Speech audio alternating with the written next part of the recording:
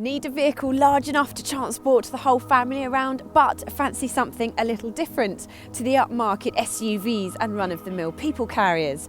Well, perhaps you will be tempted with the Mercedes R-Class. It's got all the space that you need and it's kitted out as well as you would expect from a vehicle wearing the three-pointed star badge. So first of all, let's see just how much space there is.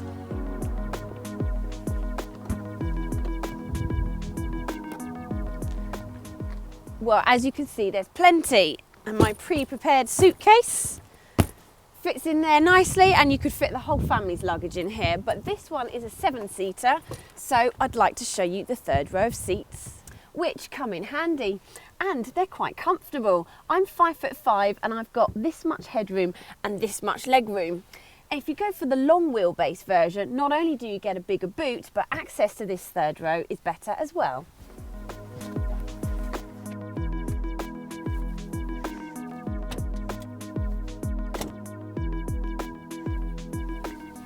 There's loads of room. If you're 6 foot tall, you should find this row of seats are absolutely fine because there's loads of headroom and loads of legroom. The middle seat, however, is best suited to a child. Thought has gone into comfort as well because they're very, very comfortable and supportive. And there's no getting bored on long journeys because we've got our own screens and headphones. And these are not just any headphones. These are Mercedes-Benz headphones. See? It is just as luxurious in the front, but with more gizmos. The sat-nav, Bluetooth and radio are all controlled here and displayed on this large colour screen.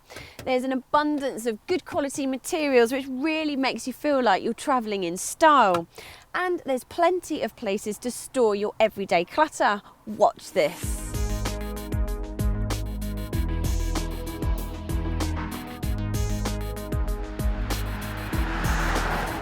Don't be daunted by the size of this car. It really is much easier to drive than it looks, and that is because visibility is really good, the controls are really light, and parking sensors are fitted as standard. So just trust the beeps.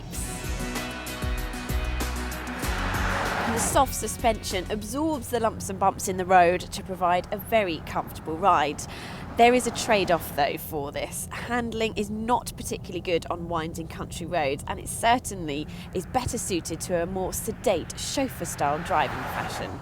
That brings me on to the car's negatives. The engines, although powerful, are incredibly juicy. In fact, the whole car is expensive to buy and expensive to run because road tax is not cheap either.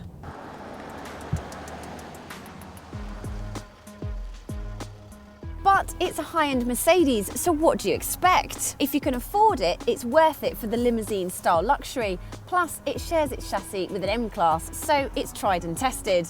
It's a smooth cruiser that won't disappoint.